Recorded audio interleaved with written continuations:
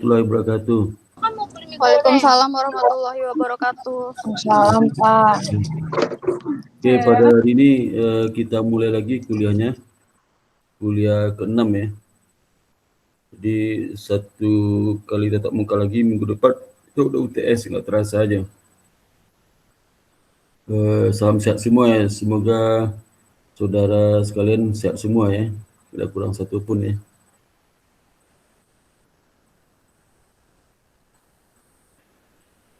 Diam semua ya. Ini ada orang nggak ini? Iya Pak.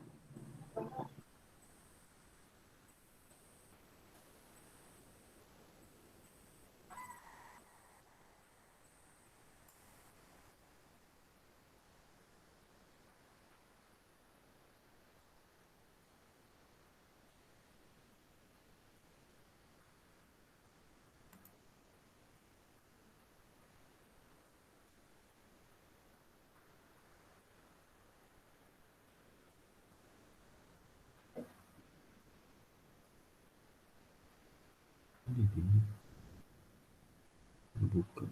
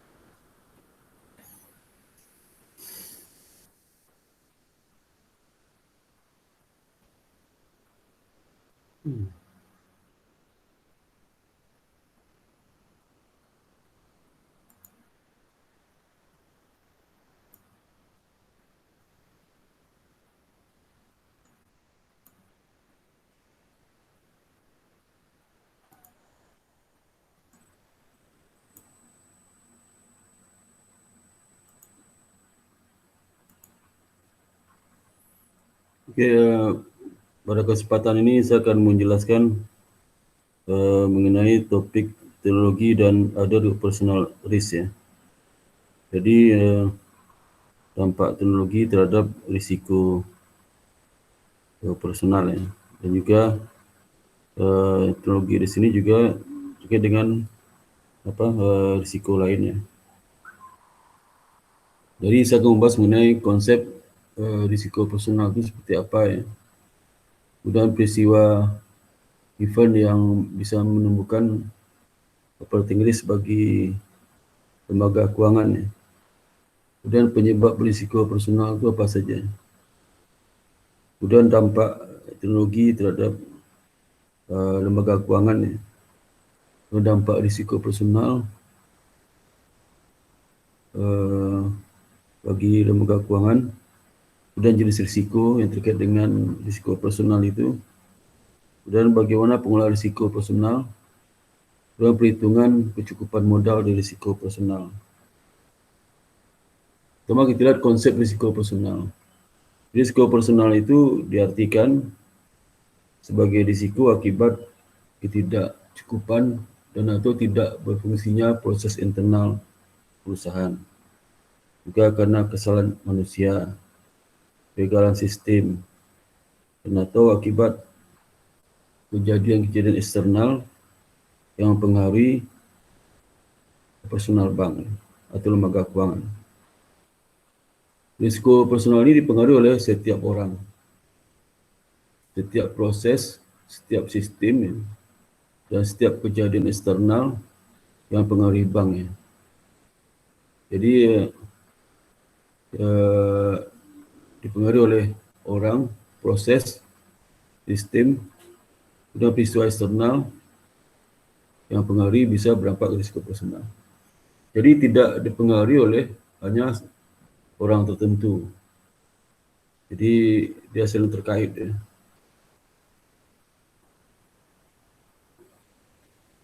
Mengenai risiko personal ini itu tentang kesadaran atas risiko dan tanggung jawab dari bagian yang terlibat di perusahaan atau lembaga keuangan.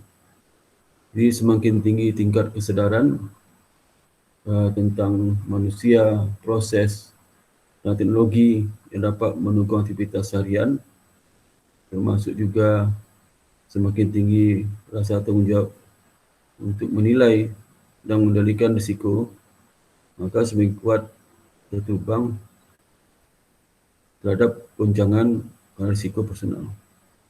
Jadi bisa jadi tameng bagi bank untuk menghadapi risiko personal. Jadi manfaat penerapan manajemen risiko personal pertama bisa meningkatkan kesadaran budaya ya risiko ya. Kemudian meningkatkan transparansi ya.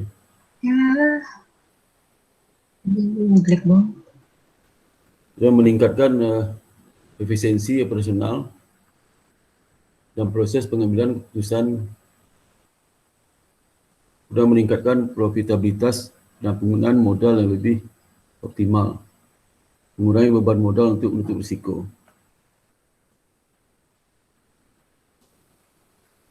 Yang kedua itu peristiwa operating risk.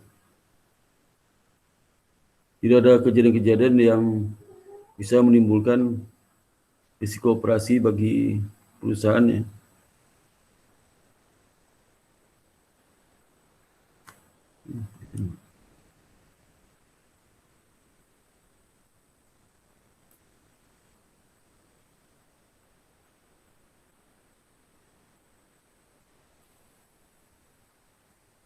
Yang pertama adalah internal fraud ya, internal fraud. Jadi ini kejadian yang terjadi di mana timbul dari internal perusahaan itu sendiri ya, internal perusahaan sendiri. Contoh seperti kerugian karena pemakaian komputer sistem oleh yang tidak berwenang ya. Jadi unauthorized system access untuk penggelapan aktiva perusahaan atau nasabah. Ini bisa menimbulkan risiko kerugian bagi bank ya. Kemudian korupsi ya. Kemudian crowd membobol sistem di pembukuan ya. Kemudian transfer dana ke rekening tertentu yang tidak tepat ya. External fraud itu contohnya kerugian karena perampokan, cash dalam perjalanan. Kemudian juga hacker ya, termasuk sistem lembaga keuangan, sehingga bisa mereka membobol dana cukup banyak di perusahaan. Atau bisa juga bersama orang luar dengan pihak dalam untuk membobol lembaga keuangan bank itu. Dan praktek ketenagakerjaan dan keselamatan kerja ini juga bisa peristiwa yang bisa menimbulkan risiko operasi. Itu contoh kerugian karena adanya pembukaan karyawan, ya. Kemudian juga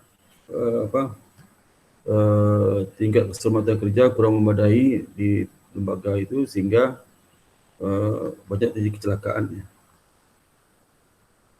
Kemudian direksi tidak akur dengan organisasi buruh di lembaga itu. Ini bisa menimbulkan masalah juga.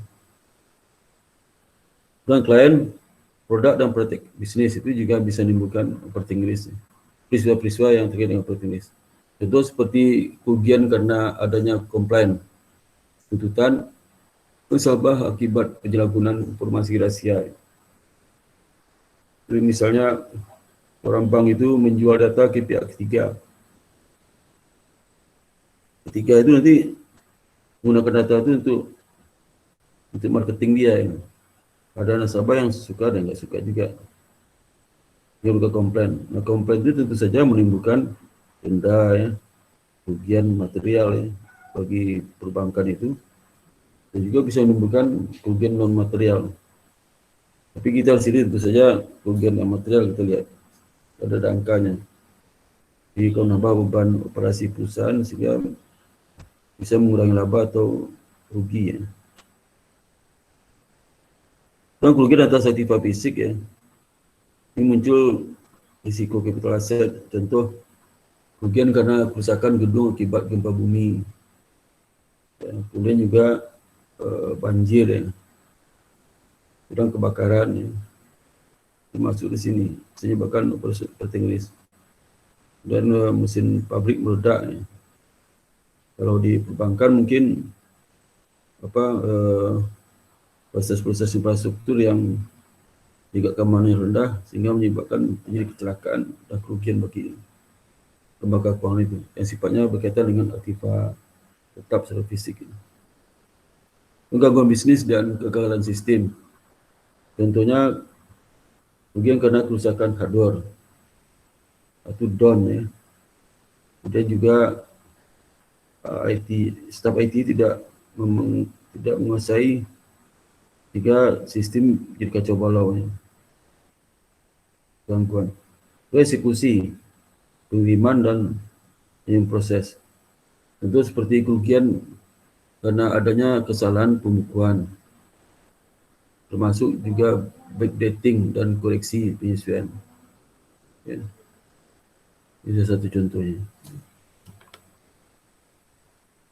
Kalau penyebab risiko personal, sumber personal risk itulah pertama bisa di teknologi ya.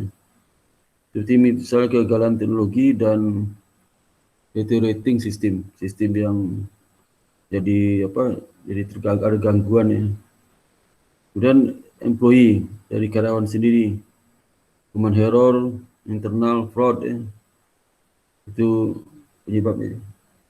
Kemudian customer relationship ya, bisa contractual dispute, ada beberapa kontraktual yang customer yang tidak jelas sehingga membuat komplain, ketidakpuasan bagi mereka. Kemudian kapital aset ya, seperti yang disebutkan oleh para pakaran ya, dan bencana alam lainnya. External fraud tadi dijelaskan itu. Nah, ada dampak kemajuan teknologi bagi lembaga keuangan, baik positif atau negatif. Jadi pertama lah itu kalau punya teknologi sekarang aja, misalnya kalau saudara ada kemudahan dalam setoran tunai dan sebagainya, itu kan meningkatkan income bagi perbankan ya.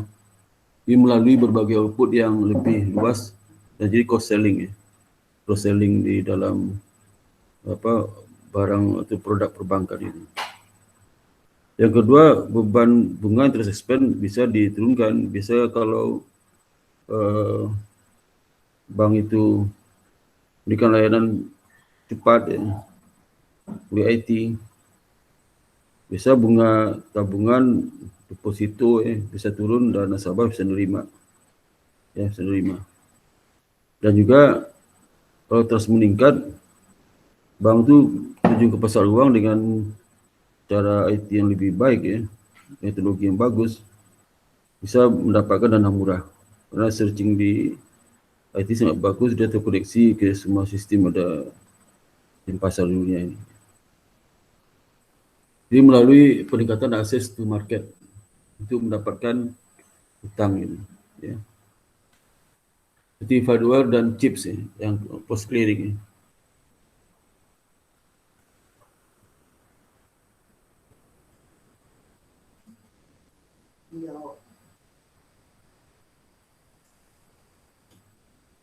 Kemudian dampak kebanyakan teknologi juga ya, seperti income.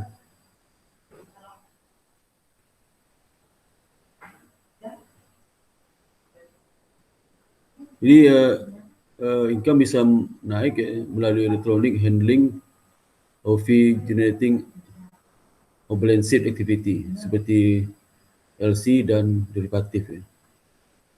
Nah, kalau non income ya, itu non interest expense kalau di dalam perbankan namanya fee based ya. Non interest expense bisa dikurangi melalui peningkatan efisiensi dari kantor back office ya, dari back office operation menggunakan teknologi. Jadi bisa mengurangi pegawai ya. Ada beberapa proyek itu tangani oleh komputerisasi atau robot ya. Khususnya terkait dengan aktivitas sekuritas. Misal kalau dalam transaksi trading itu kan nggak banyak orang, tapi transaksi bisa jutaan dolar ya. Kemudian adanya impact terhadap ini wholesale banking ya. Jadi perbankan yang menangani transaksi-transaksi yang besar ya, jarang terjadi, tapi sekali transaksi bisa jutaan ya, atau miliaran rupiah ya. Jadi sehingga meningkatkan cash management bagi perbankan ya, seperti kontrol disbursement account ya, rekonsiliasi bisa dengan cepat ya, wholesale logbook ya, ini terkait dengan logbook transfer ya, gitu, transfer clearing konsentrasi dana bisa difokuskan ya, bisa diatur oleh mereka. Nah, electronic funds transfer, check deposit service ya.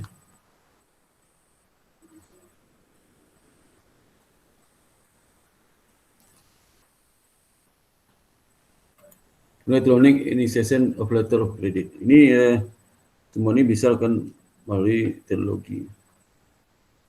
Dan wholesale banking juga seperti melalui teknologi bagi transaksi perbankan yang sifatnya besar ya. Dan ada aplikasi menuju tersuri, itu sangat memudahkan juga bagi mereka. ADI ya, fasilitas B2B e-commerce ya. Ya, B2B, business to business. Jadi bank A, bank B itu transaksi melalui jaringan e-commerce, electronic billing ya. Jadi tidak perlu lagi bagian atau dokumen yang dicetak ya, sehingga biaya operasional jadi tinggi.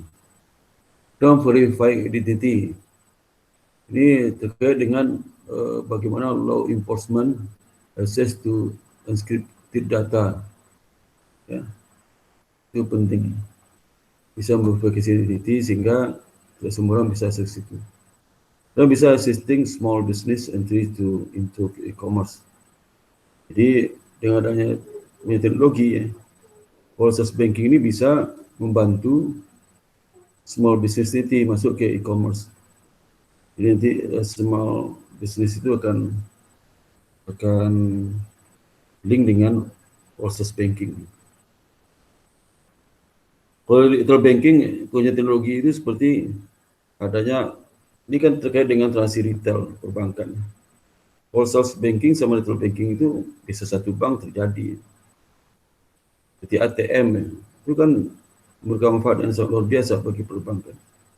Perbankan bisa menghemat dengan teller kan. Buat dibandingkan sekarang itu kalau nggak ada ATM, waktu saya kerja di bank, terus semua satu ATM belum ada. Ya, semua dikerjakan secara manual di teller. Ya, hitung sendiri segala macam. Dengan ATM kan bisa ngitung lagi, otomatis saldo sudah ada. Kemudian point of sale debit card ya. Debit card yang ada customer, ada nasabah beli barang di Carrefour, kasih kredit debit card ya. Nah, itu sangat membantu sekali. Jadi nasabah nggak usah bawa uang tunai, simpan di bank, dana mengendap di bank jadi meningkat ya. Jadi nggak usah kedudukan ditarik uang tunai, tunggu seminggu, tarik uang tunai 4 juta. Kalau 4 juta selama seminggu itu dapat kasih apa-apa. Kalau taruh di bank kan, bank mesti kalau apa-apa dia dapat bunga. Nah, home banking ya, home banking sekarang kan sudah bisa mentransfer di HP-nya ya sebagainya. Ya. Transfer bisa giro, bisa cuma narik dan narik nggak bisa di HP.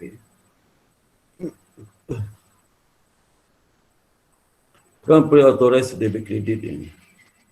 Kemudian pay by phone, pay melalui HP, ya. Email billing ini. Dan online banking, smart card ini. Ini adalah impak dari banking dengan kemajuan teknologi. Membantu sekali dalam transaksi personal retail perbankan, di transaksi dana pihak ketiga, tabungan, giro ya.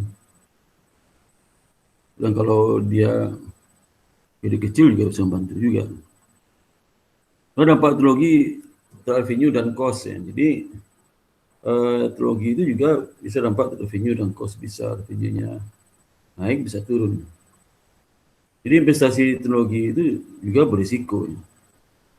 Berisiko ada potensial negatif jadi proyek NPF. Jadi kalau seandainya kita mau investasi, misalnya di BRI itu investasi satelit ya, kan itu NPV-nya. Nah, suatu saat nanti kalau dipakai setahun, 2 tahun, NPV devaluasi bisa saja menimbulkan negatif ya. Karena ketidakpastian ada potensi respon dari kompetitif. Ya. Jadi kalau ada kompetitor itu teknologi lebih canggih lagi itu lebih repot. Dan potensial agensi konflik. Ya. Agensi konflik itulah pertumbuhan investasi berorientasi pertumbuhan yang tidak memaksimalkan shareholder value. Nah, ini kan dari sisi pemegang saham ya. Kemudian investasi teknologi, kerugian akibat investasi teknologi yang bisa memperlemah lembaga keuangan itu. Ya. Ini bisa menimbulkan konflik kepentingan antara pemilik sama direksi.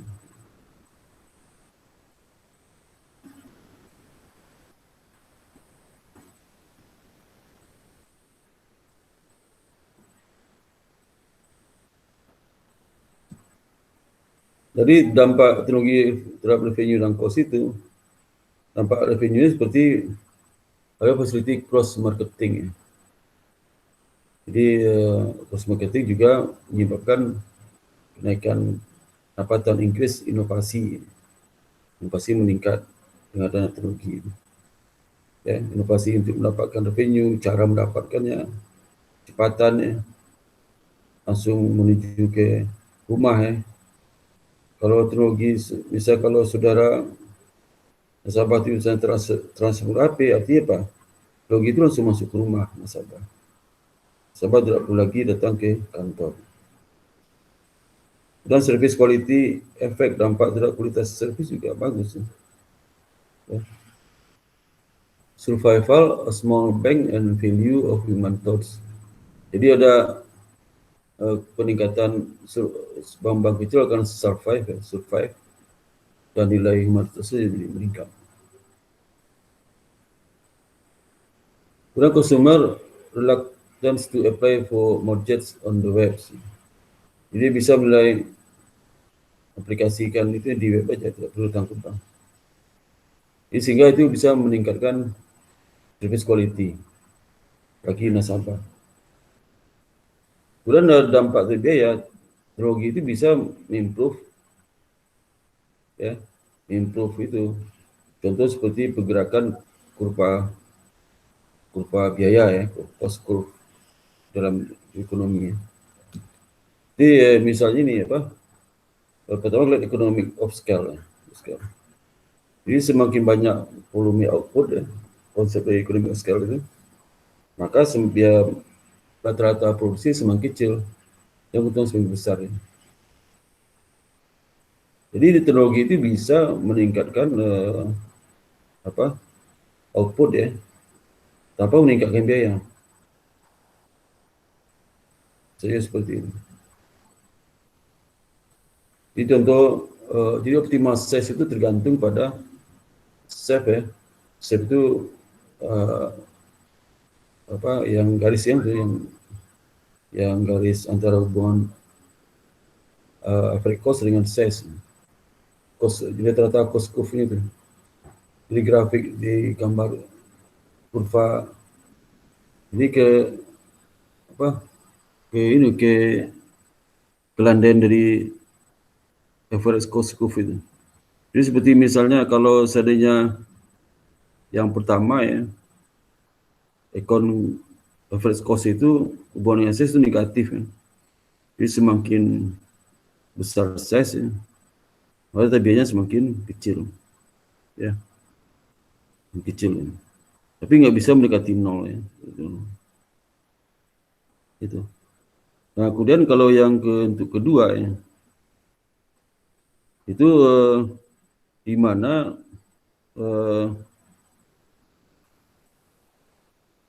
size itu semakin kecil size-nya pada tingkat optimum size tertentu, dia turun, setelah itu akan naik ya. Naik. Itu tergantung average cost curve dari lembaga keuangan. Jadi lembaga keuangan di mana tetap ya, average cost tetap berapapun size yang dibuat tetap ya.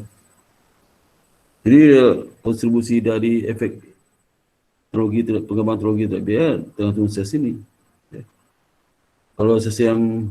Kalau kurva tata biaya gambar pertama, itu makin tinggi size, terus akan turun ya, turun. Ya. Tapi kalau kedua kan enggak, ketiga malah enggak pengaruh ya.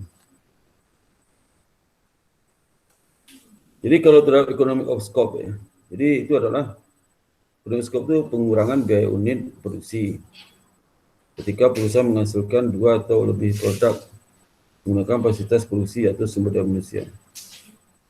Scope, ini bagaimana pengurangan biaya per unit kalau perusahaan itu menghasilkan 2 atau lebih produk.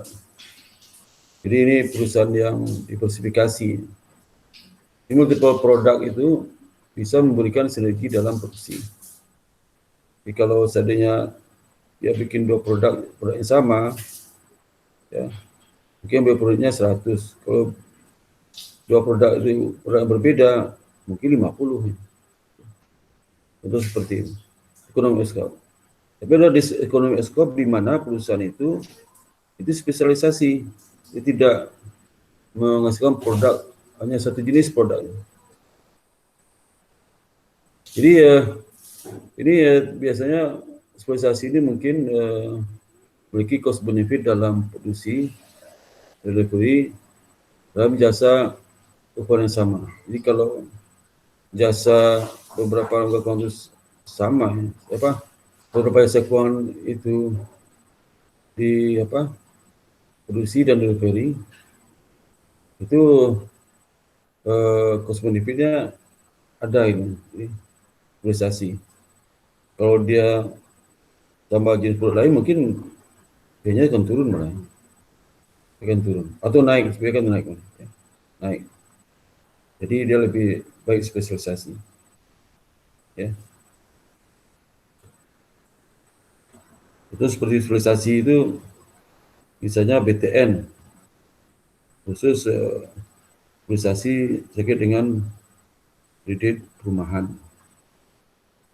Kalau Bank Mandiri mungkin economic of scope, macam ini, ya, macam produknya.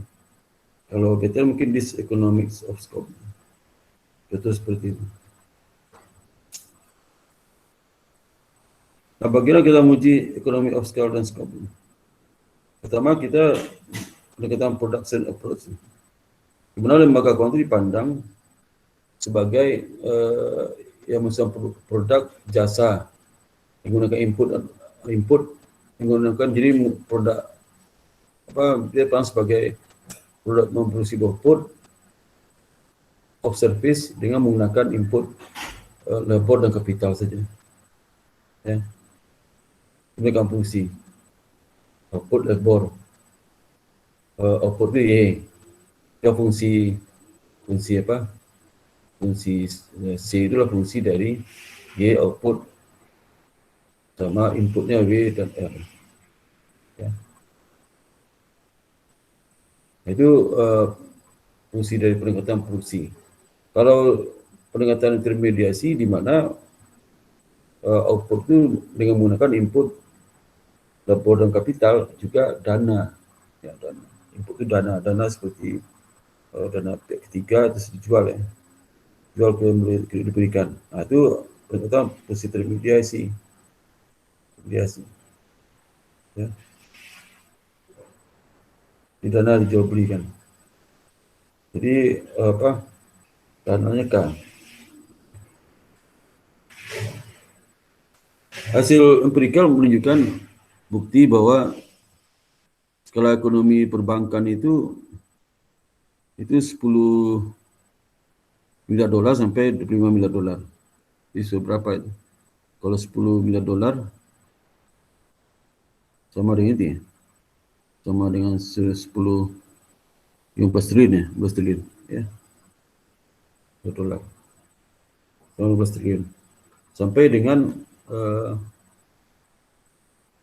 triliun ya mungkin. 40 triliun. 38 triliun ya, sampai 38 triliun. Ya.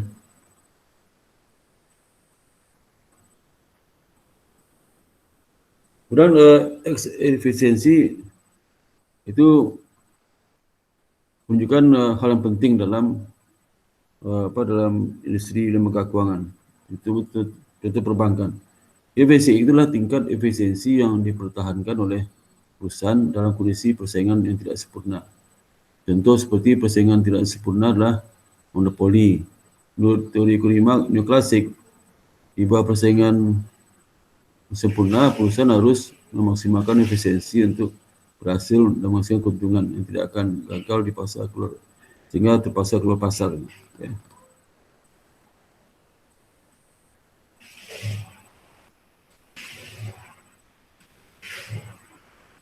Itu lebih penting ya dalam perkara finding. Dan di dalam banyak bukti yang menyatakan bahwa ekonomi skop itu tidak jelas arahnya mau kemana, ya, tidak jelas, ya, tidak bisa disimpulkan. Apakah ekonomi skop itu berdampak kepada volume itu berdampak ekonomi skop itu berdampak kepada revenue, biaya itu nggak bisa definisikan. Tapi hasil studi terakhir menggunakan profit based approach ya, menemukan bahwa perusahaan besar cenderung lebih efisien daripada perusahaan kecil ya, dalam peroleh pendapatan. Itu cenderung lebih tinggi efisiennya, sehingga pendapatan masih tinggi karena semakin efisien kan bebannya masih kecil, laba mungkin besar. Sehingga dampak risiko personal kita lihat pertama berkurangnya nilai aktiva, breakdown, disebabkan oleh suatu kejadian kerugian personal. Seperti tadi itu berapa jenis kerugian, berapa dampaknya. Jadi kalau seandainya rugi itu dampaknya kemana? Ke laba berkurang ya, kemudian nilai aktiva juga turun ya. Dan hilangnya hak regress, loss of recourse, pembayaran atau pengeluaran uang kepada pihak ketiga yang salah yang tidak dapat dikembalikan. Ya. Yang tiga, restitusi. Ya. Restitusi kena penalti dan sebagainya. Kemudian keputusan legal liability, pembayaran atau pengeluaran uang karena adanya denda, penalti atau keputusan pengadilan regulatori seperti keputusan pengadilan, settlement, dan biaya hukum lainnya. Peraturan dan keputusan regulatory and compliance, dan penalti pajak, denda atau biaya langsung sehubungan dengan penalti lainnya seperti hilang izin usaha. Ya. Juga loss of damage to asset, kerusakan aset, hilangnya aset dan sebagainya. Dan aset itu hilangnya bisa cashnya dicuri, ya. Dan juga akibat sporting operasional terganggu, terbakar, dan hilang, ya, itulah loss of damage to asset. Kalau kecelakaan, kebakaran, gempa bumi, contoh kejadian kerugian yang menimbulkan kerugian tidak langsung indirect loss, itu menurunnya citra bank di mata masyarakat, ya. Karena pemberitaan yang bernada negatif, ya. Risiko reputasi, offline yang cukup lama dan sering, ya. Offline misalnya ATM-nya sering ngadat, ya. Sering mati ATM bank itu, aduh bahaya itu. Lanjut risiko personal itu seperti personal risk, ya. Itu muncul dari karyawan, ya. Turnover yang tinggi, ya. Itu juga bisa membuka risiko. Dan key personal, ya, bermasalah. Soal kunci juga, soal kunci begitu dia pindah, ya, dia pergi itu bermasalah. Fraud, kesalahan, rugi trading, bearings, alien, iris, always, ya.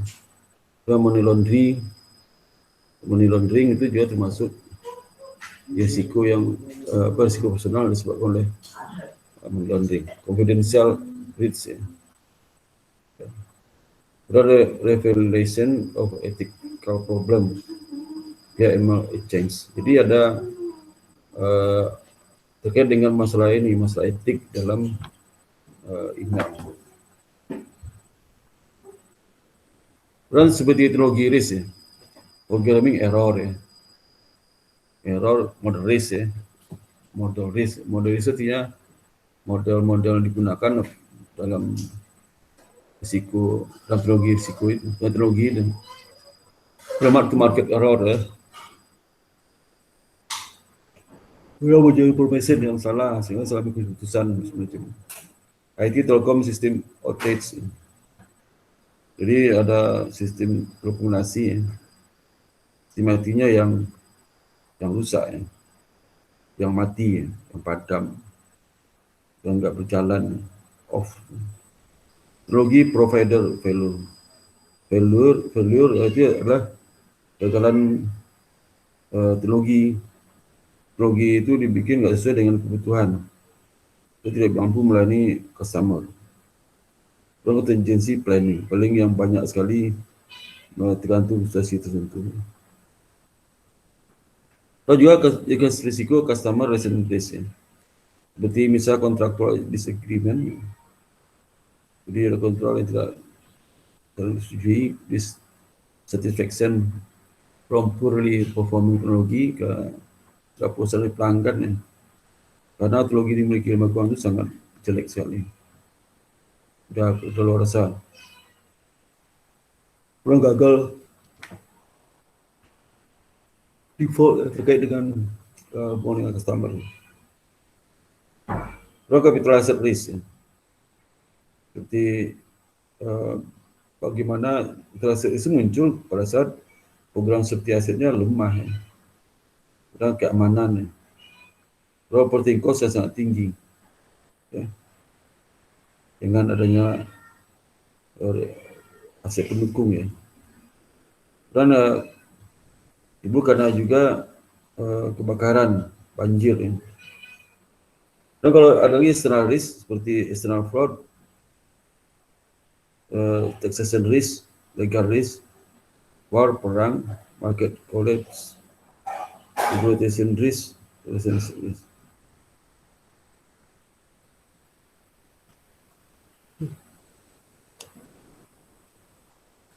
Nah, bagaimana pengelolaan risiko operasional atau risk operasional manajemen? Pengelolaan risiko operasional adalah proses identifikasi, pengukuran, monitoring, dan pengendalian dan mitigasi terhadap sektor setiap faktor risiko yang melekat pada setiap produk dan jasa, baik yang disebabkan oleh faktor internal maupun faktor eksternal. Jadi ini proses pengelolaan risiko yang apa, ada berapa? Ada 5 ya, ada 4 yang selalu terjadi setiap pengelolaan risiko apapun, risiko kredit ya sama, risiko pasar sama, ya. Identifikasi, ada proses identifikasi itu terkait dengan potensial risiko yang akan terjadi. Apa jenis risiko yang akan terjadi? Kalau diperoleh nanti bagaimana mengukur risiko itu? Lalu bagaimana memonitor? Dan bagaimana mengendalikan? Mengendalikan mitigasi. Tujuan mitigasi itu mengurangi itu dampak risiko itu. Ya, bagaimana cara mengurangi dampak risiko? Nah, proses pengelolaan dilakukan dengan melihat penyebab terjadinya potensi kerugian risiko personal. Risk and control self-assessment, ya. Jadi seperti apa akibat risiko personal. Jadi identifikasi potensi kerugian itu dapat dilakukan dengan berbagai metodologi seperti risk and control self-assessment, di mana dilakukan penilaian risiko kontrol terhadap itu estimasi risiko personal di masa depan, identifikasinya. Jadi seperti apa risiko personal akan terjadi di masa depan, itu dinilai ya, di assessment. Kemudian yang kedua, bisa juga mencatat data kerugian yang sudah terjadi atau loss event database. Dan yang ketiga, key risk indicator, mengendalikan risiko personal yang terjadi saat ini.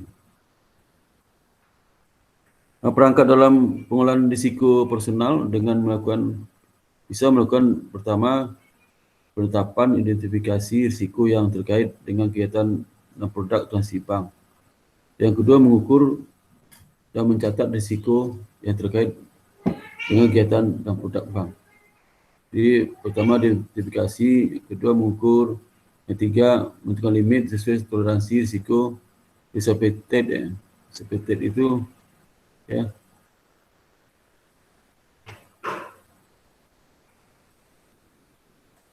Mengukur menentukan limit ya. Limit terkait dengan ini.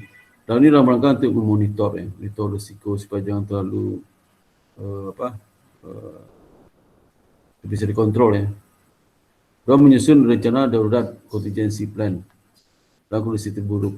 Yang 5, menentukan sistem penilaian internal kontrak dalam setiap aktivitas itu. Ya.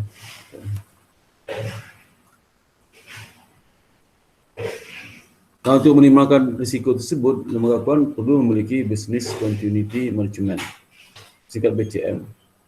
BCM itu proses manajemen terpadu dan menyeluruh untuk menjamin kegiatan personal bank tetap dapat berfungsi walaupun terdapat gangguan bencana guna melindungi kepentingan para stakeholder. BCM ini merupakan bagian yang terintegrasi dengan kebijakan manajemen risiko bangsa keseluruhan. Kemudian komponen yang dibutuhkan dalam penerapan BCM yang objektif adalah apa komponen BCM? Adanya penguasaan aktif manajemen, ya, aktif manajemen, dan melalui business impact analysis, ya, analisis dampak terhadap bisnisnya, dan risk assessment, ya. Dan tiga, menyusun business continuity plan yang memadai, melakukan pengujian terhadap BCP, dan 5, lakukan pemeriksaan oleh auditor internal. Ya.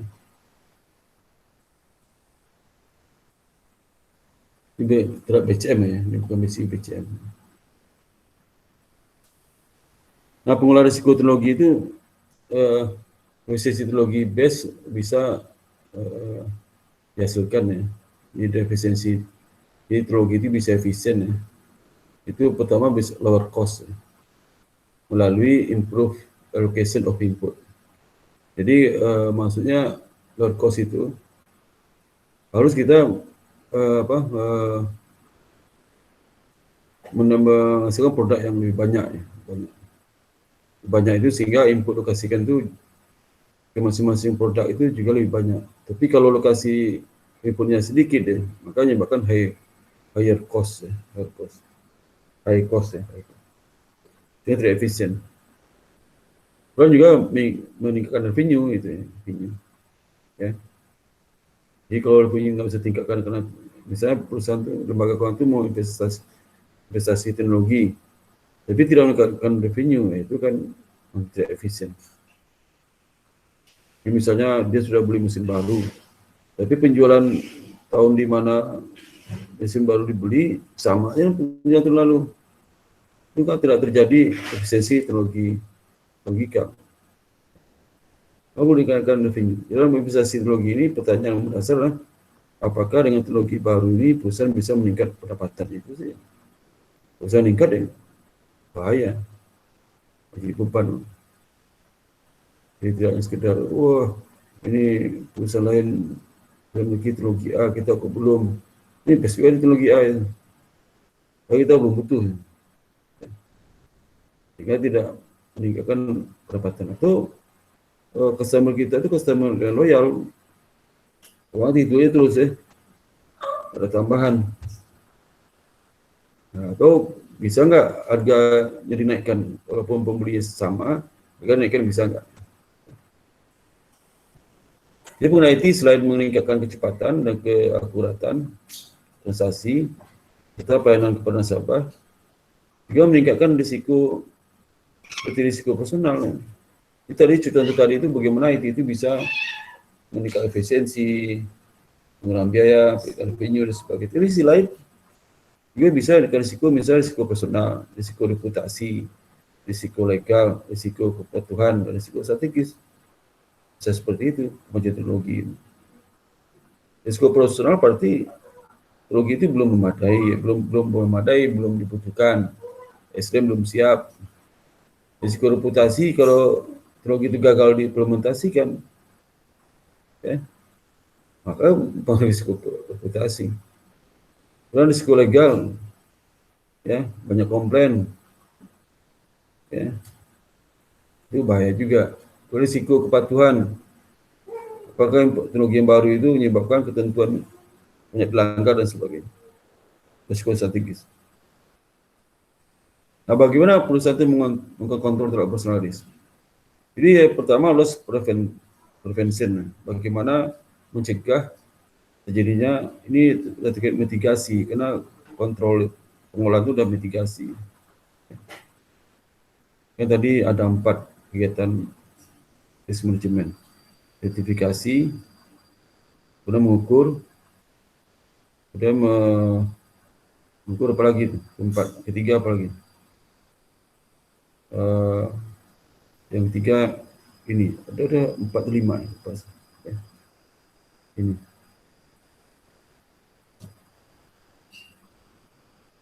mengukur monitoring. Ada 3 monitoring dan pengendalian ya. Monitoring kalau sini monitor itu bagaimana selama berjalan itu ya, dimonitor ya.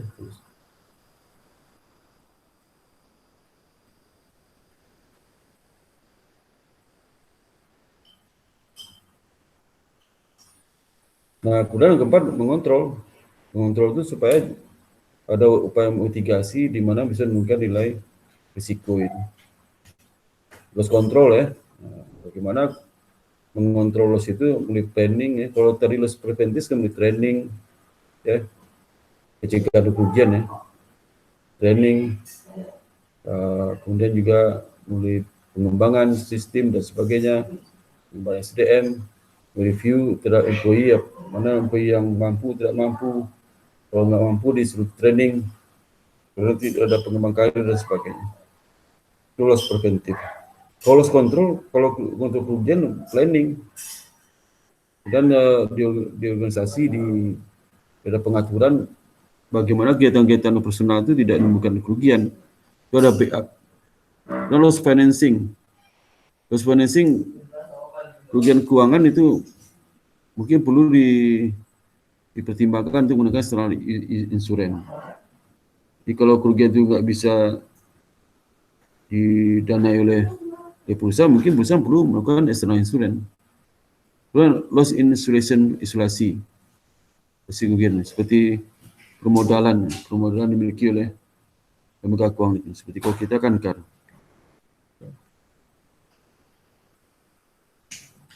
Nah, yang ke-8 lah, bagaimana perhitungan kecukupan modal.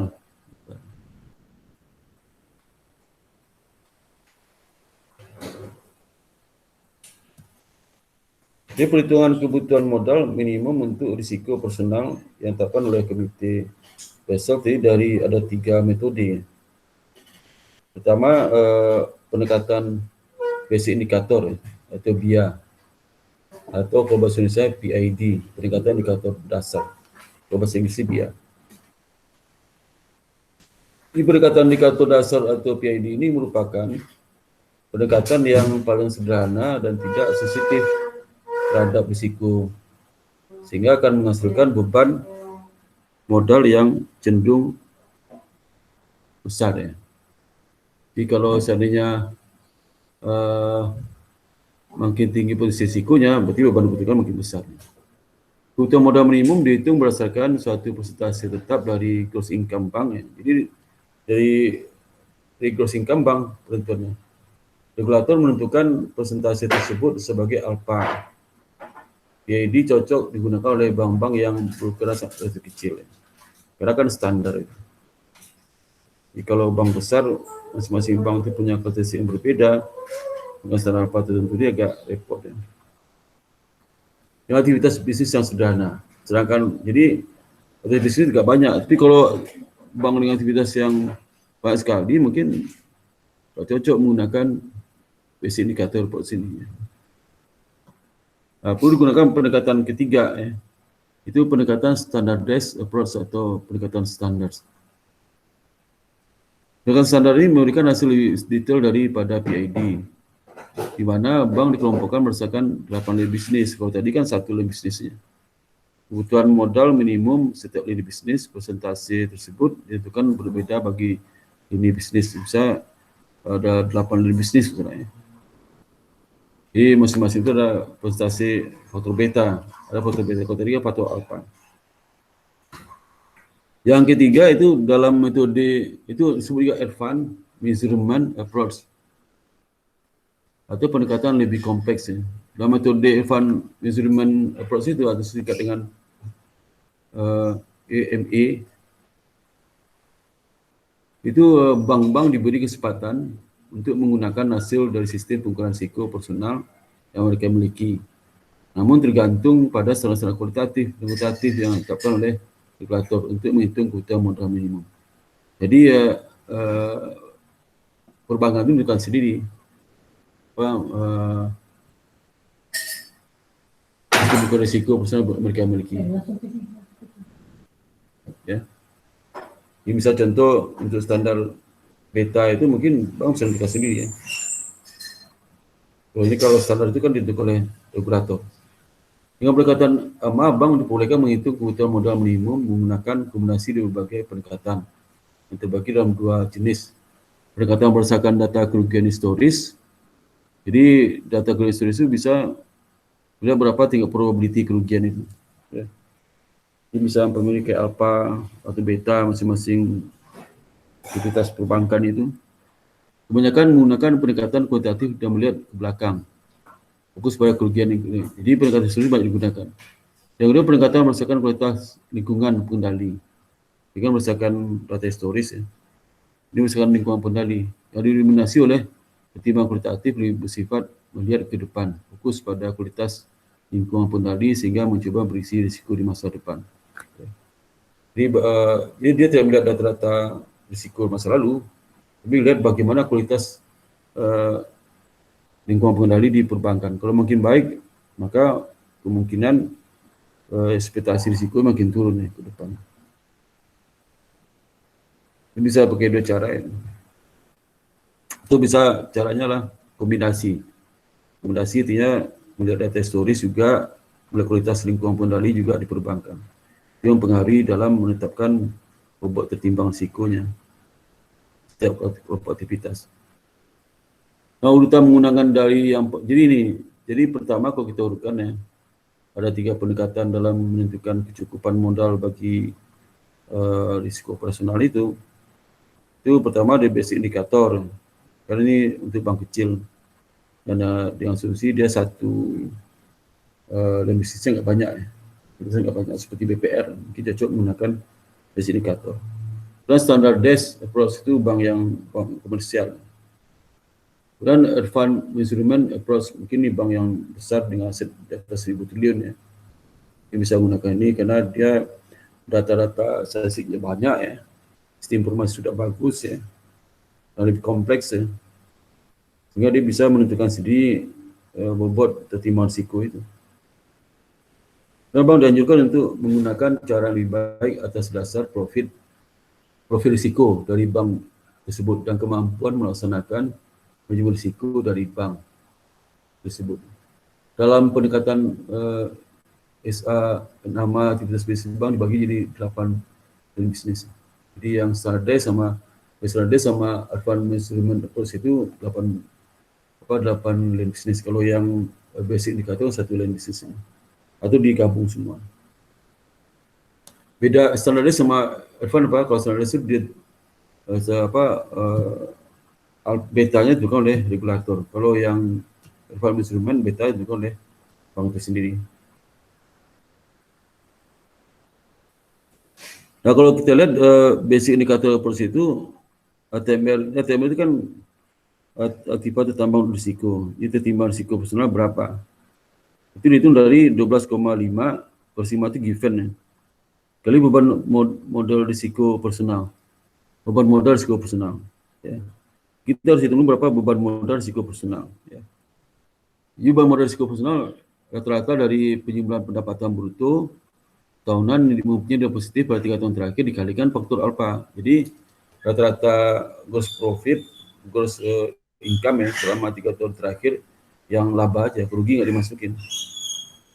Tapi kalau 3 tahun terakhir misalnya. Jadi kalau 3 tahun itu rugi semua, maka diberikan tahun sebelumnya. Tahun sebelumnya, bukan 3. Di rumusnya adalah untuk beban modal risiko. Jadi modal risiko itu untuk menghitung ATMR risiko ya. Nah, kalau saya lihat dari KAR itu kan rumusnya equity dibagi ATMR.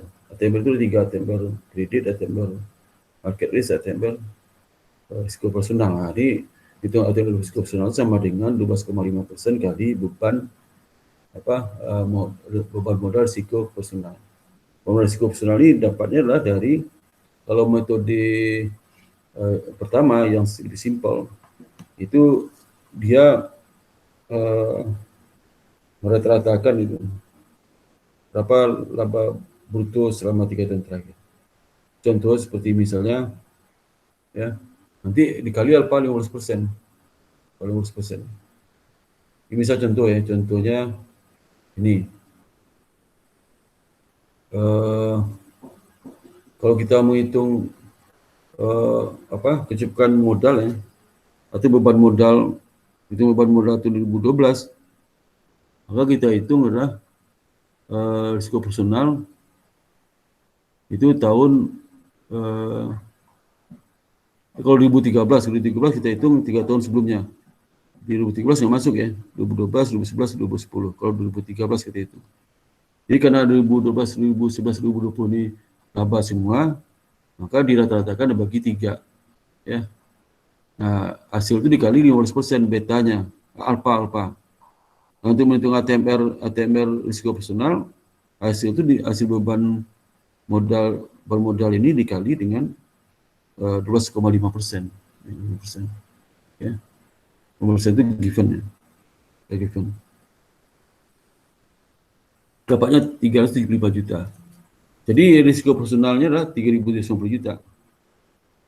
Jadi kalau sudah mau bikin skripsi ya, tesis risiko personal pakai rumus ini ya. Rumus ini nanti kalau angkanya banyak kan bisa dilearn-kan aja, itu masuk ke data regresi ya. Itu kalau pendekatan yang standar. Pendekatan apa? Basic ya. Yang kedua pendekatan standar. Standar itu di mana dalam bisnis bank itu bagi 8. Pertama, dan usaha manajemen keuangan ya, corporate finance. Kedua, trading, perdagangan dan penjualan, ini trading and sales. Kemudian perbankan retail banking. Di tabungan itu, giro. Kemudian perbankan commercial banking ya. Kemudian pembayaran dan penyelesaian. Kemudian jasa custody dan agent. Kemudian manajemen aset. Dan jasa broker retail. Nah, kita harus butuh data. Ada nggak data laba bruto masing-masing usaha ini? Kalau di laporan keuangan kan nggak ada. Keuangan kan nggak ada laba bruto untuk manajemen keuangan, ada nggak? Nggak ada. Corporate finance nggak ada. Dan laba bruto untuk yang trading and sales. Mungkin kalau sudah usahakan mencarinya, tidak di laporan manajemen terkait dengan risiko. Kalau laporan keuangannya nggak ada. Kan di laporan annual report itu ada 2. Pertama laporan terhadap manajemen, yang kedua laporan keuangan. Laporan manajemen itu isinya tentang resi, komisaris, laporan CSR, laporan GCG-nya, laporan risiko. Risiko di situ. Kadang nggak disediakan itu. Atau kadang di bank itu risiko itu langsung dikasih risiko personal. Ya. Dikasih aja angka risiko personal. Jadi tahu caranya pakai basic atau pakai standar. Yang ketiga kedua pendekatan standar ya. Ini kan yang pendekatan berapa? Usia kedua pendekatan standar ya, masih lanjutan ya. Lanjutan pendekatan standar ya. Jadi dalam pendekatan standar menentukan pembagian unit dalam 8 nilai bisnis. Jadi masing-masing nilai bisnis itu nanti ada beta, tadi kan alfa. Kalau yang itu alfa nih, alfanya 15% ya. Kalau yang basic ya. Kalau ini beta, jadi masing-masing nilai bisnis itu ada faktor beta. Besar nilai beta itu masing-masing nilai bisnis beda-beda. Bisa antara 12 sampai 15, 18 ya. Oleh Bank Indonesia. Nah, beta itu berlaku sebagai proksi atau pendekatan antara pengalaman kerugian akibat risiko personal untuk satu lini usaha dengan pendapatan kotor dari lini usaha sebutan. Jadi beta itu menggambarkan nih sama probability kerugian yang terjadi di lini bisnis itu berapa probability. Rata-rata historis ya. Itu data historis. Tapi ini udah given diberikan oleh regulator ya. Ini rumus seperti ini ya. Jadi rumus adalah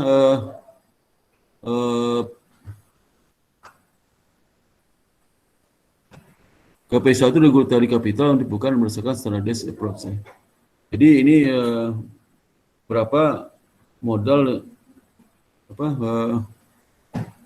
ini beban modal yang dibutuhkan untuk menghadapi risiko personal itu. Ya. Jadi gross income masing-masing dari lini bisnis itu ya.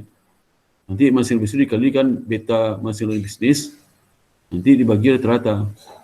Ya, beta. Nanti dikali dengan, kalau nggak dikali dengan beta, kalau masing beta sudah ada. Dibagi 3, bagi 3 nih.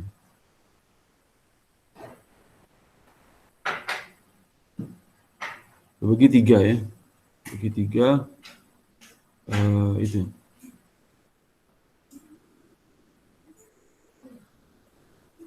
Bentar.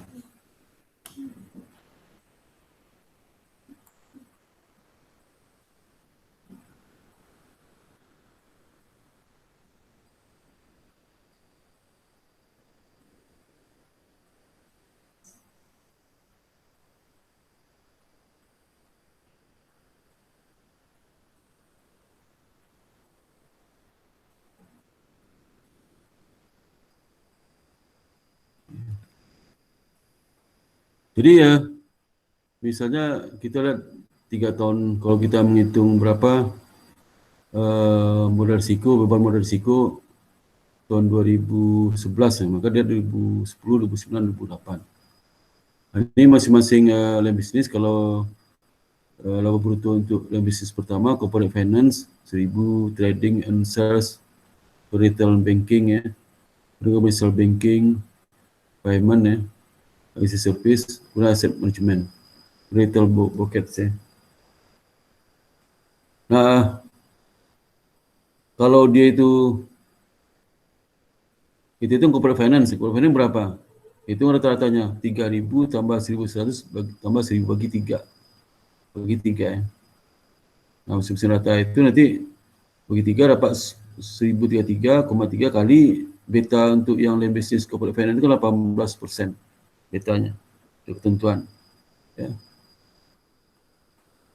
Kemudian itu dikutip di soal ya. Bagi 3 ya. Kalau basic itu, kalau basic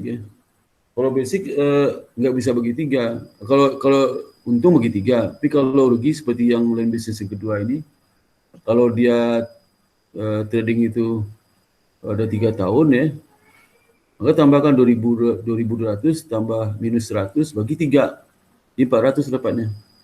Dikali beta lem bisnis trading sales ini 18%, dapat 72,0.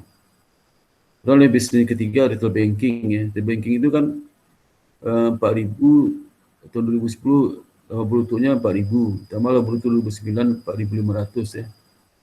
Retail bankingnya tambah 5.000 dibagi 3, dapatnya lah 4.500 dikali beta untuk retail banking itu sesuai standar itu 12%. Jadi dapat itunya 540, dapat beban modalnya, beban modal risiko personal dalam bisnis retail banking dapat 540 ya. Kemudian kalau yang untuk yang commercial banking ya, commercial banking itu kan negatif itu.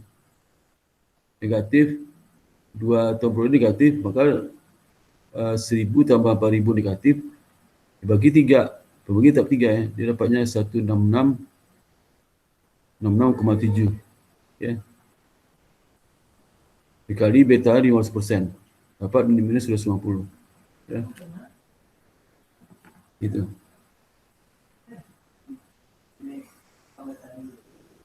Berapa payment and settlement ya? Settlement itu lihat laba brutonya berapa? 390, 200. Tambahkan 3 itu bagi 3. Dapatnya 216,7. Kali beta 18%. Kalau isi service laba brutonya berapa?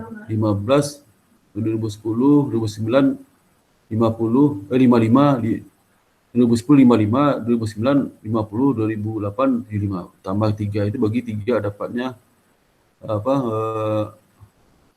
agensi servis itu dapatnya 60 dikali bobotnya betanya 15% untuk yang agensi servis.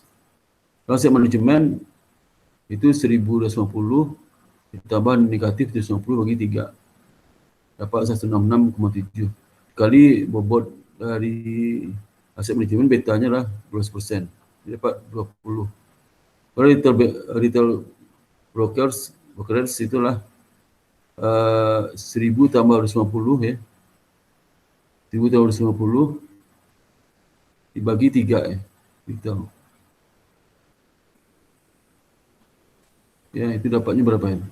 750. 750 bagi 3 dapat 250. Kali bobotnya 12%. Ya, dapat 30. Total beban modal risiko personal lah 646.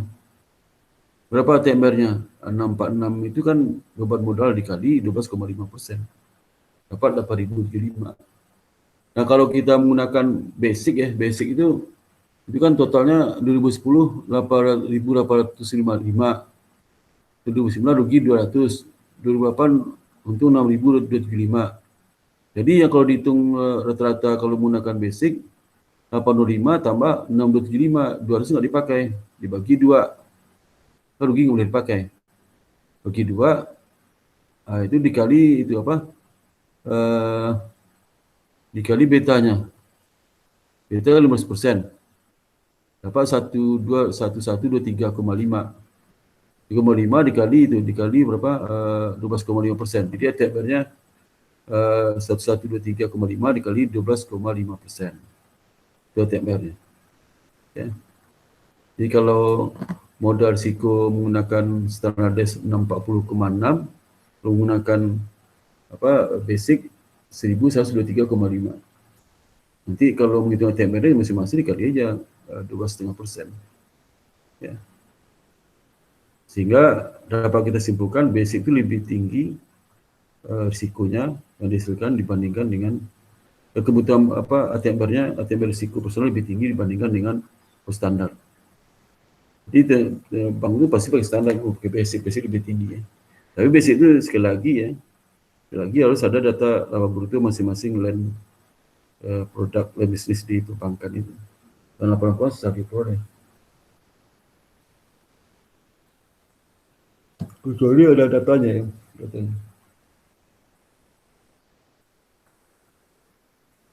Jadi itu ya, itu yang dapat saya sampaikan risiko personal ini. Silakan ada bertanya ya. Ada pertanyaan sampai sini? Belum, Pak. Jadi misal kalau kita lihat, misal contoh di laporan keuangan bank ya.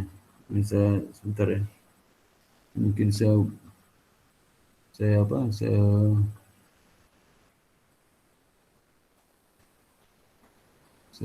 itu dulu apa?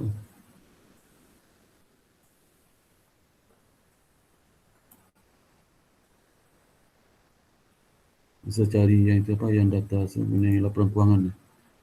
Laporan keuangan.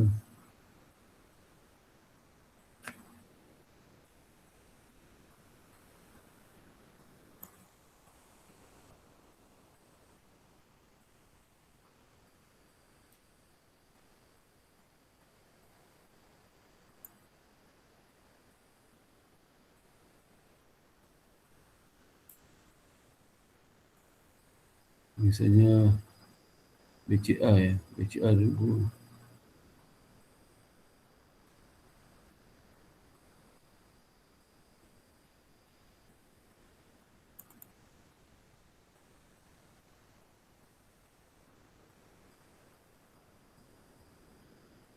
Jadi kalau sudah lihat BCA misalnya, BCA, laporan keuangan BCA. Ya.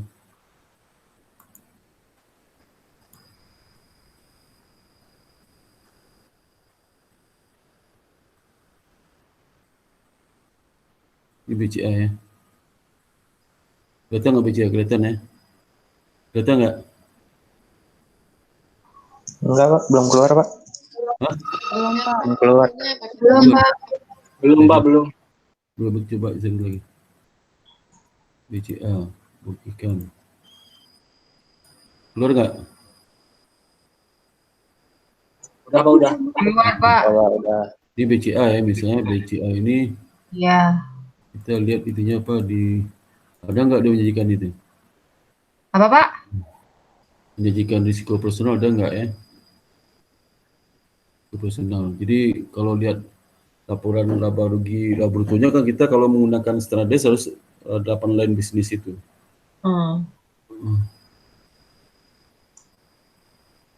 Ini apa sumber perbankan di secara kinerja per segmen. Nah, ini per segmennya. Coba lihat ada nggak tinggi bisnis. Transaksi itu selalu itu pendukung. Coba lihat di 14 ya. 14. Berapa nih? 114 ya.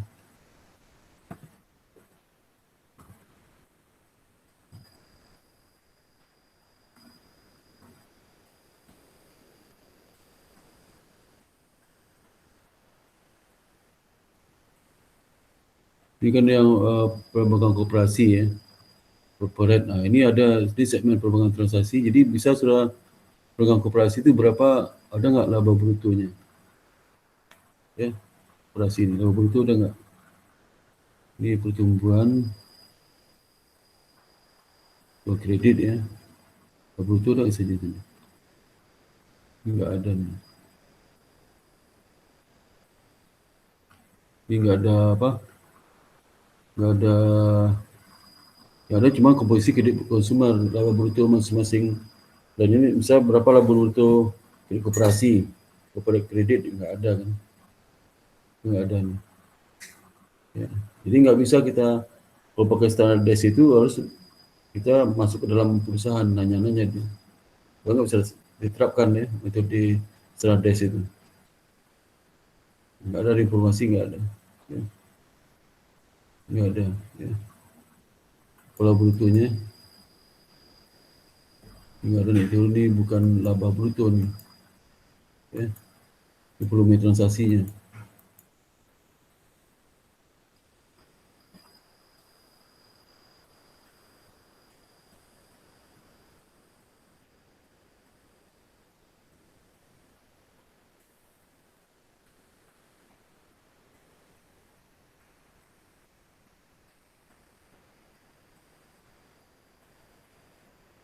Divisi perubahan koperasi coba lihat.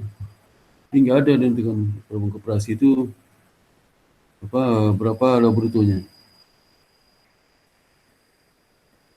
Ada nih, minyak bahan minyak koperasi.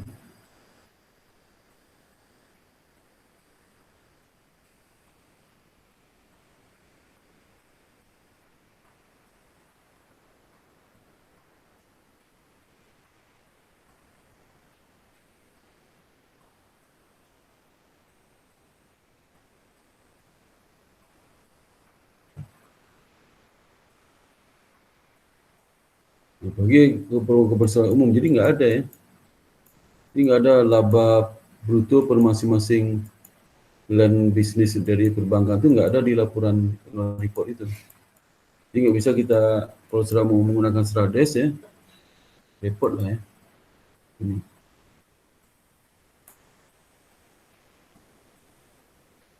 Di laporan keuangan kita lihat laporan keuangan ini apa nih? Indonesia ya.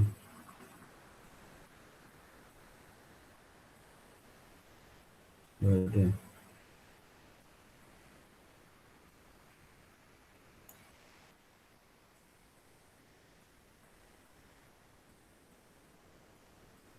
Cari sih.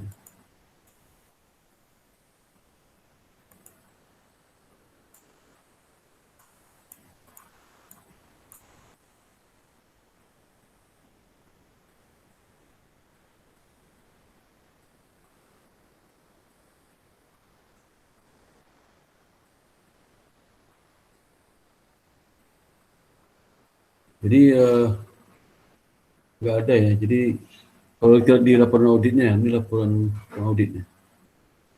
Laporan ada nggak sih? Laporan keuangannya. Kalau lihat dari apa, dari laporan laba rugi kan nggak membagi laba bruto per masing-masing line bisnis, ini total aja kan. Aja seperti misal nih, ini discuss ya.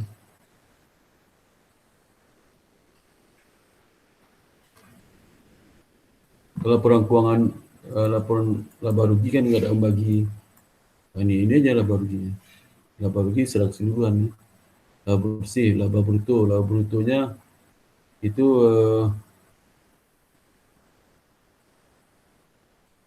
laba bruto sama laba nih, laba beban personal apa nih, pendapatan ini, pendapatan beban, nah ini laba sebelum pajak, beban laba bersih ini nggak ada bruto ya, hanya satu aja. Jadi susah diterapkan itu ya, metode standaris itu hanya kalau kita kerja dalam baru bisa. Dalam sistem pelaporan keuangan auditnya tidak memberikan informasi itu, informasi pembagian laba bruto berdasarkan line bisnisnya, nggak ada ya.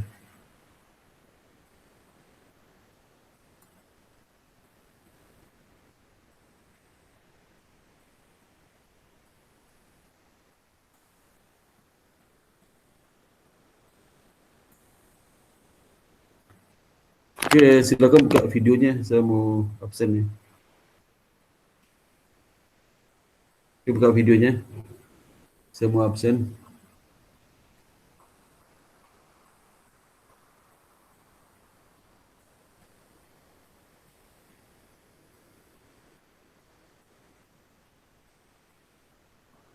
Suara buka dong ya, buka suaranya. Buka Ya, Pak. suaranya. Ya, Pak. Ya, Pak. Ya, Pak. Ini satu lagi siapa nih? Okta mana nih? Nggak ada fotonya. Okta mana? Iya, Pak. Ini peserta kelas cuma berapa orang nih? Cuma 16 ya. Nino ada. Akhir minggu depan ada yang isi ya, Pak. Iya, iya. Ya, jadi saya absen ya sebentar ya. Baik kampus dulu ya. Di kampus.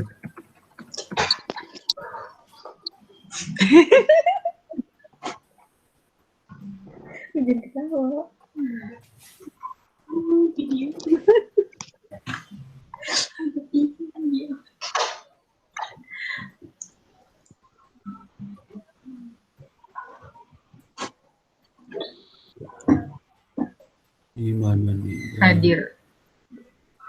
Risiko ini. Buka video ya, saya sebut nama buka videonya.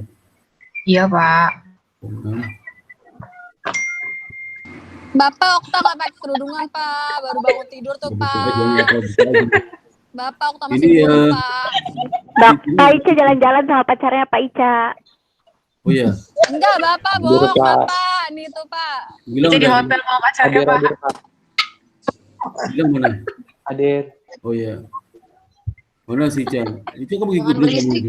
Ini Bapak saya, Bapak. Kamu Itu ikut Pak, dulu. itu di mobil tuh Pak sama pacarnya mau bowo, Pak. Bowo TikTok. Bapak nih sama kembaran saya tuh, Pak. Oh iya. Enggak, Pak, di depannya tuh ada bowo, Pak, bowo TikTok. Mirip ya. Ini suaranya mirip, suara kembar mirip. Ini mana Heni?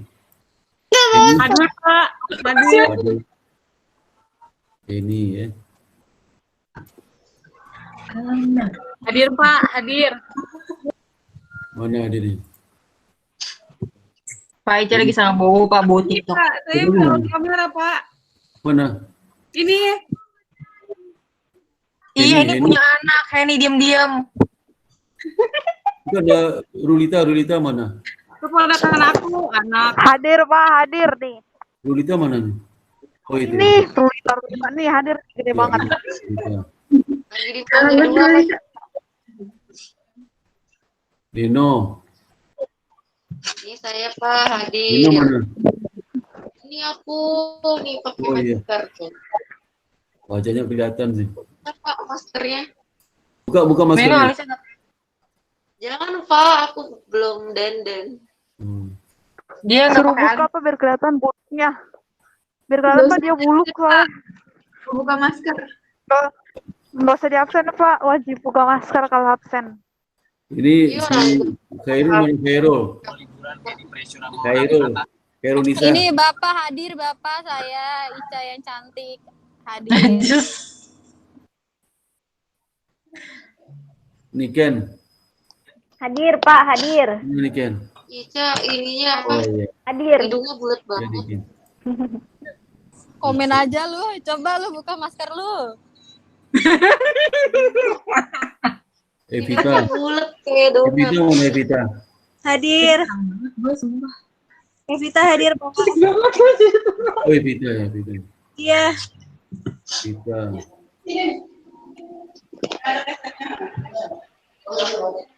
Arji. Pak, di kontrak dong, Pak. Hadir, Apa? Pak. Siapa? Ada soundtrack lagunya kalau Saya, Arji. Pak. Saya hadir. Ini Okta nih. saya, Pak, apa cantik? Paling cantik sedunia. Lagi di kamar itu, Pak. Lagi di kamar. Oh, gelap-gelapan di mana sih? Di bawah kolong tempat tidur ya? Ya, biasa saya sudah gelap-gelapan, Dia Pak. lagi di kamar berdua sama Fadli, Pak. Di samping ada pacarnya tuh, Pak. Pak, coba Pak cek, Pak. Disuruh di kameranya. Kelilingin kamarnya, Pak. Kita mana kita? Hadir Pak. Hadir Pak Nikita. Dua minggu Bapak kemarin kemana? makasih. Minggu kemarin kemana? Iya nggak masuk Pak. Anak dia gini nama Maria. Maria mana? Maria nggak ada? Hadir, Pak. Mana Maria? Maria dan Insosika. Maria mana? Hadir, Pak, saya, Pak.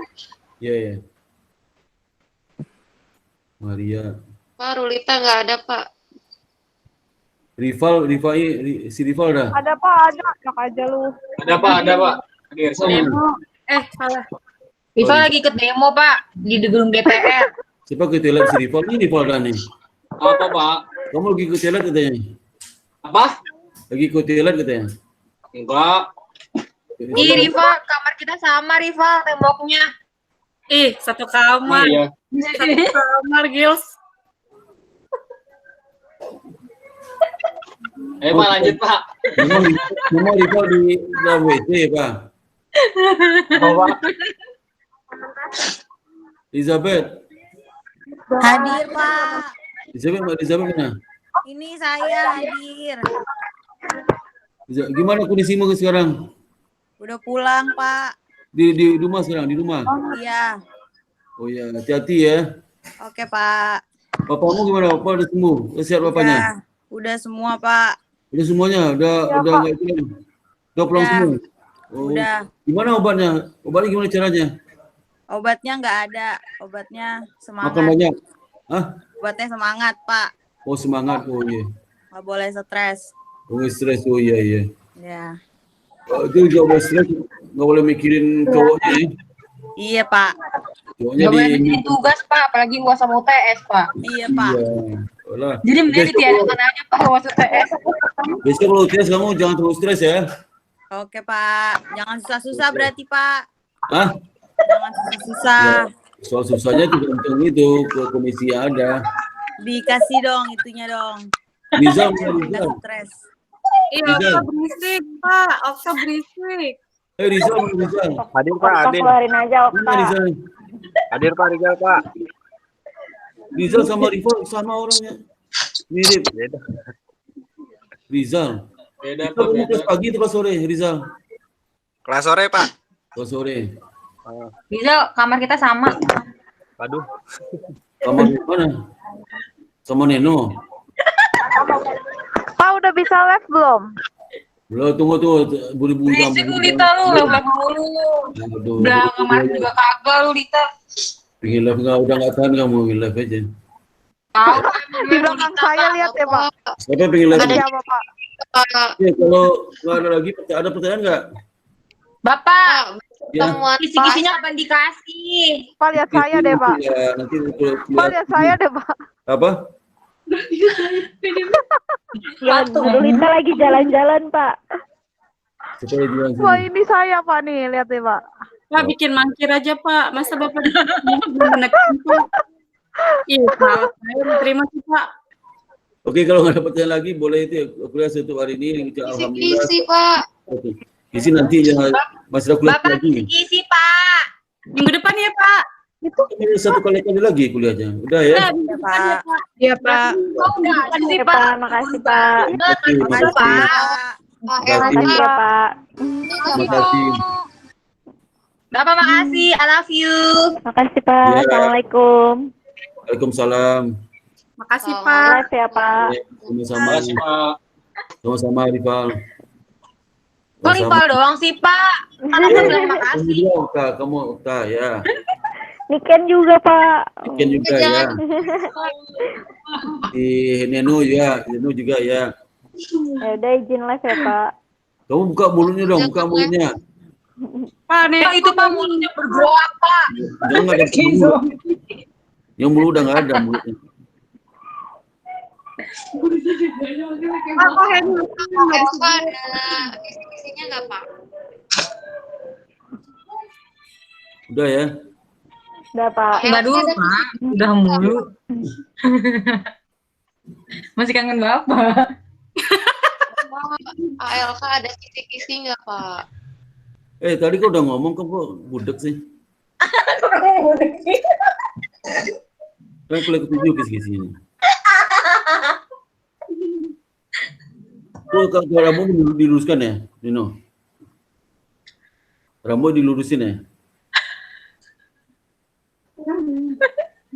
Nino nggak pernah sampoan, Pak. Apa? Nino nggak pernah sampoan. Oh, sampoan. Waduh. Iya, lepek gitu, Pak, pakai rinso itu juga dia. Udah punya ulat dong. Iya, belatung semuanya, Pak. Udah ulatnya itu. Bapak ALK yang hari Rabu ada kisi-kisinya nggak? Ya kan masih belum kuliah ke-6. Kuliah ke-7 lah. Terakhir, Pak. Kuliah Ada ke-7. kuis. Iya, minggu depan terakhir. Bapak rumahnya Okta chatnya baru Pak, lihat deh. Oh, iya. Dia mau Jadi lamaran. dilapisi. Iya, dia mau lamaran Pak. Syukur alhamdulillah udah cepat dapat suami ya. Pak, tapi saya mau kelar kuliah dulu, Pak. Suami nggak nunggu kuliah lulus kok. Ya, tapi dia pengennya saya lulus dulu, Pak. Oh iya, kuat nggak dia nunggu itu laki-lakinya? Wah, kuat dong. Semuanya kuat pokoknya. Udah nunggu. Orang gila maskernya. Bapak, masa Neno nggak sopan, Pak, pakai masker. Siapa? Neno. Nih, jualan masker.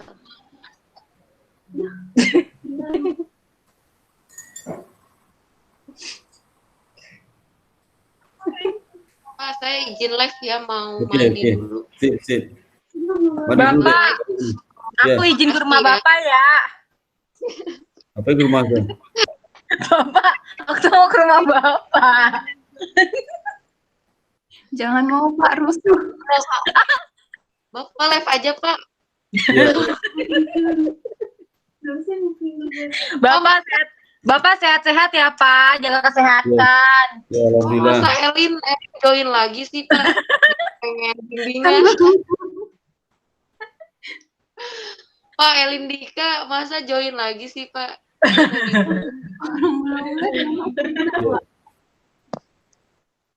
Ya udah ya. Udah, Bapak. I love you. Bapak, ya, assalamualaikum. Masukin Assalamualaikum. YouTube ya Pak. Ya. Izin live Pak. Ya.